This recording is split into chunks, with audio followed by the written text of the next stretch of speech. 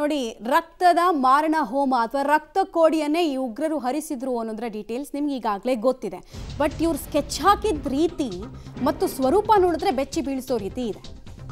ಆ ಡೀಟೇಲ್ಸ್ ಅನ್ನು ಈಗ ಕೊಡ್ತಾ ಇದ್ದೀವಿ. 4 ಸ್ಥಳಗಳಲ್ಲಿ ಸರಣಿ ಸ್ಫೋಟಕ್ಕೆ ಮಹಾ ಪ್ಲಾನ್ ನಡೆದಿತ್ತು. 4 ಸ್ಥಳ ಸರಣಿ ಸ್ಫೋಟ. ನಿಮಗೆ ಮುಂಬೈ ಸೀರೀಸ್ ಬ್ಲಾಸ್ಟ್ ನೆನಪಿರಬಹುದು, ದಾವೂದ್ ಇಬ್ರಾಹಿಂ ನಡೆಸಿದ್ದು. ಸೊ ಅದೇ ರೀತಿ ಇವರೊಂದು ಮಾಡಬೇಕು ಅನ್ನೋದು ಪ್ಲಾನ್ ಇಟ್ಕೊಂಡಿದ್ರಂತೆ. ಪ್ರತಿ ಗುಂಪು ತಮ್ಮೊಂದಿಗೆ ಐಡಿಯನ್ನು ಸಾಗಿಸಬೇಕಾಗಿತ್ತು. ಅಂದರೆ ಇಂಟೆನ್ಸಿಫೈಡ್ ಅಥವಾ ಇಂಪ್ರೂವ್ಡ್ ಎಕ್ಸ್ಪ್ಲೋಸಿವ್ ಡಿವೈಸ್ಗಳನ್ನು ಸಾಗಿಸಬೇಕಾಗಿತ್ತು. ಆ ಟಾಸ್ಕನ್ನು ಇವರುಗಳಿಗೆ ಕೊಡಲಾಗಿತ್ತು. ಒಂಟಿ ತೋಳ ಅಲ್ಲ, ಗುಂಪಾಗಿ ಹೋಗಿ ಅಟ್ಯಾಕ್ ಮಾಡೋದು. 2008ರ ಮುಂಬೈ ಅಟ್ಯಾಕ್ ಇರ್ಬೋದು, ಸರಣಿ ಬಾಂಬ್ ಬ್ಲಾಸ್ಟ್ ಇರ್ಬೋದು, ಹೆಚ್ಚು ಜನರ ರಕ್ತ ಹರಿಬೇಕು ಅನ್ನೋದು ಇವ್ರದ್ದು ಉದ್ದೇಶ ಆಗಿತ್ತು ಅನ್ನೋದು ತಿಳಿದು ಬರ್ತಾ ಇದೆ. ನೋಡಿ, ಅವ್ರ ಜೀವಿತಾವಧಿಯಲ್ಲಿ 35 ವರ್ಷ ಉಮರ್ಗೆ ಅಂತ ಅಂದರೆ 31 ವರ್ಷ ತನಕ ಬರೀ ಓದೋದ್ರಲ್ಲೇ ಜೀವನ ಕಳೆದಿದ್ದ. 4 ವರ್ಷದಲ್ಲಿ ಜೀವನನೇ ಹಾಳು ಮಾಡಿಕೊಂಡ, ಲಕ್ಷ ಸಂಬಳ ತಗೊಂಡ, ಮನುಷ್ಯನ ದೇಹದ ಅಂಗಾಂಗ ರಚನೆ ಬಗ್ಗೆ ತಿಳ್ಕೊಂಡಿದ್ದ. ಆದವನು ಮಾತ್ರ ಜಿಹಾದಿ. ಡೀಟೇಲ್ಸ್ ಕೊಡ್ತಾರೆ ಪ್ರಕಾಶ್. ಪ್ರಾಬಬ್ಲಿ ಡಾಕ್ಟರ್ಸನ್ನು ಯಾಕೆ ಆಯ್ಕೆ ಮಾಡ್ಕೊಳ್ತಾ ಇದ್ರು ಅಥವಾ ತುಂಬ ಓದ್ದವ್ರನ್ನ ಯಾಕೆ ಆಯ್ಕೆ ಮಾಡ್ಕೊಳ್ತಾ ಇದ್ರು ಅಂದರೆ, ಒಂದು ಅವ್ರಿಗೆ ಜಾಬ್ ಸೆಕ್ಯೂರಿಟಿ ಇರುತ್ತೆ, ಅವ್ರ ಮೇಲೆ ಯಾರಿಗೂ ಡೌಟ್ ಬರಲ್ಲ, ಆಮೇಲೆ ಈಸಿಯಾಗಿ ಅವ್ರಿಗೆ ಮನೆಗಳು ಸಿಕ್ಬಿಡುತ್ತೆ ಅನ್ನೋ ದುರಾಲೋಚನೆ ಇತ್ತ ಈ ಟೀಮ್ಗೆ. ಎಲ್ಲೆಲ್ಲಿ ಸ್ಕೆಚ್ ಹಾಕ್ಕೊಂಡಿದ್ರು ಅಂತ. ಮುಖ್ಯವಾಗಿ ದೇಶದ 4 ಪ್ರಮುಖ ನಗರಗಳಲ್ಲಿ ದೊಡ್ಡ ಮಟ್ಟದ ಸ್ಫೋಟವನ್ನು ಮಾಡೋದಕ್ಕಂತೇಳಿ ಒಂದಿಷ್ಟು ಪ್ಲಾನ್ಗಳನ್ನು ಮಾಡ್ಕೊಂಡಿದ್ರು.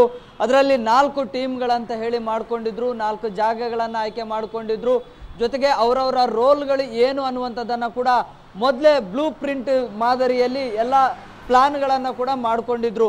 ಇನ್ನೇನು ಅಲ್ಲಿ ಹೋಗಿ ಸರಣಿ ಬಾಂಬ್ ಬ್ಲಾಸ್ಟನ್ನು ಮಾಡಬೇಕು ಅನ್ನುವಂಥದ್ದು ಪ್ಲಾನ್ ಕೂಡ ಆಗಿತ್ತು. ಆದರೆ ಆ ವೇಳೆಗಾಗಲೇ ಟಾರ್ಗೆಟ್ ರೀಚ್ ಆಗೋದಕ್ಕಿಂತ ಮುಂಚೆನೇ ದೆಹಲಿ ಬ್ಲಾಸ್ಟ್ ಕೂಡ ಆಯಿತು. ಸೊ ಹೀಗಾಗಿ ಅವರು ಮಾಡಿಕೊಂಡಿರುವಂತಹ ಟಾರ್ಗೆಟ್ ಏನಿತ್ತು ಅದು ಧಾರ್ಮಿಕ ಕೇಂದ್ರಗಳ ಮೇಲೆ, ಜೊತೆಗೆ ಜನಸಂದಣಿ ಸೇರುವಂಥ ಪ್ರದೇಶಗಳ ಮೇಲೆ, ಜೊತೆಗೆ ಎಲ್ಲೆಲ್ಲಿ ಒಂದು ವಿಮಾನಯಾನ ಪ್ರದೇಶಗಳು ಮತ್ತು ರೈಲ್ವೆ ನಿಲ್ದಾಣಗಳು, ಬಸ್ ನಿಲ್ದಾಣಗಳು ಮತ್ತು ಮಾರ್ಕೆಟ್ ಅಂತಹ ಪ್ರದೇಶಗಳನ್ನು ಆಯ್ಕೆ ಮಾಡಿಕೊಂಡಿದ್ರು. ಅಲ್ಲಿ ಅಮಾಯಕ ಜನರ ನೆತ್ತರನ್ನು ಹರಿಸಬೇಕು ಅನ್ನುವಂತಹ ಕಂಪ್ಲೀಟ್ ಒಂದು ಬ್ಲೂ ಪ್ರಿಂಟನ್ನು ಕೂಡ ರೆಡಿ ಮಾಡಿಕೊಂಡಿದ್ರು. ಸೊ ಇದಕ್ಕಾಗಿ ಒಂದಿಷ್ಟು ವೈದ್ಯರನ್ನೇ ನೇಮಕ ಮಾಡಿಕೊಂಡಿದ್ರು, ಅವರ ಸಂಪರ್ಕ ಕೂಡ ಹೋಗಿತ್ತು. ಪ್ರಮುಖವಾಗಿ ಇಷ್ಟೆಲ್ಲ ದಾಳಿಯನ್ನು ನಡೆಸೋದಕ್ಕೆ ಈ ವೈದ್ಯರ ಹಿಂದೆ ಒಂದು ಪಾಕಿಸ್ತಾನದ ಉಗ್ರ ಸಂಘಟನೆ ಇತ್ತು ಅನ್ನುವಂಥದ್ದು ಕೂಡ ಈಗ ಬೆಳಕಿಗೆ ಬಂದಿದೆ.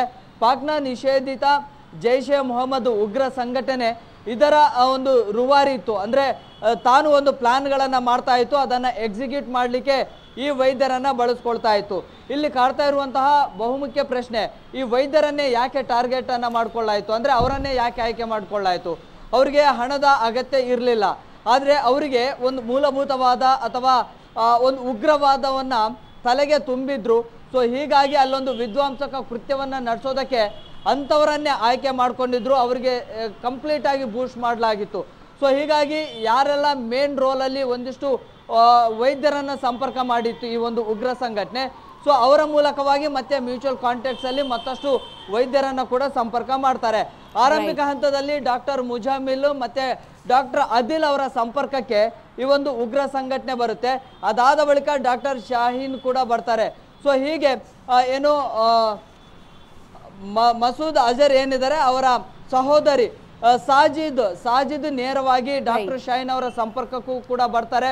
ಸೊ ಅವರಿಬ್ಬರ ಪ್ಲಾನ್ನಂತೆ ಸುಮಾರು ದೇಶದ 4 ನಗರಗಳಲ್ಲಿ ಸರಣಿ ಬಾಂಬ್ ಬ್ಲಾಸ್ಟ್ ಮಾಡೋದಕ್ಕೂ ಕೂಡ ದೊಡ್ಡ ಮಟ್ಟದಲ್ಲಿ ಸ್ಕೆಚ್ ಮಾಡಲಾಗಿತ್ತು ಅನ್ನುವಂಥದ್ದು ಕೂಡ ಇದೀಗ ತನಿಖೆಯಲ್ಲಿ ಬಯಲಾಗ್ತಾ ಇದೆ.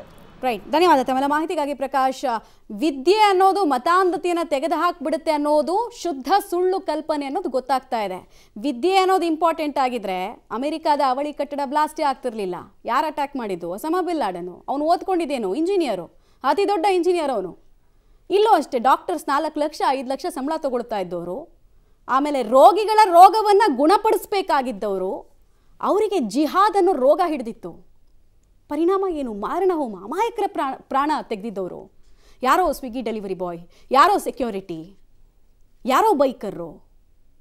ವಿದ್ಯೆ ಅನ್ನೋದು ಮತಾಂಧತೆಯನ್ನು ಮತ್ತು ರಿಲಿಜಿಯನನ್ನು, ಒಂದೇ ಒಂದು ಧರ್ಮಕ್ಕೆ ಸಂಬಂಧಪಟ್ಟಂತೆ ಯಾವತ್ತೂ ಮೇಲೆ ಹೋಗೋದಕ್ಕೆ ಬಿಡಲ್ಲ ಅನ್ನೋದಕ್ಕೆ ಇದು ಉದಾಹರಣೆ. ಎಲ್ಲ ವರ್ಗದವ್ರನ್ನ ಟಚ್ ಮಾಡ್ತಾರೆ. ಮತ್ತೊಂದು ವೀಕ್ ಮೈಂಡ್ಸೆಟ್ ಹೆಂಗೆ ಯೂತ್ಸಲ್ಲಿ ಡೆವಲಪ್ ಆಗ್ತಿದೆ. ಎಲ್ಲಕ್ಕಿಂತ ಆಘಾತಕಾರಿ ಅಂದರೆ ಲೋಕಲ್ ಟೆರರ್ ಫಾರ್ಮಿಂಗ್ ಆಗ್ತಾ ಇದೆ.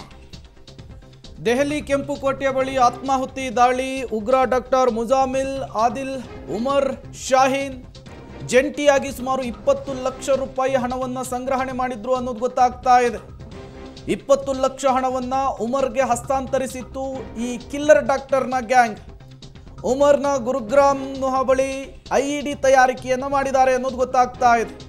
ಇದಕ್ಕಾಗಿ 20 ಕ್ವಿಂಟಲ್ NPK ರಸಗೊಬ್ಬರವನ್ನು ಖರೀದಿಸಿದ್ರು ಅನ್ನೋದು ಕೂಡ ಗೊತ್ತಾಗ್ತಾ ಇದೆ. ಇವರ ಪ್ಲಾನ್ ಹೇಗಿತ್ತು ಅನ್ನೋದು ಗೊತ್ತಾಗ್ತಾ ಇದೆ ನೋಡಿ. ಮನೆಯಲ್ಲಿಯೇ ಕೂತ್ಕೊಂಡು ಇವರು ಕಲಿತಂತಹ ವಿದ್ಯೆಯನ್ನು ಬಳಸಿಕೊಂಡು ಬಾಂಬನ್ನು ರೆಡಿ ಮಾಡಿದ್ರು.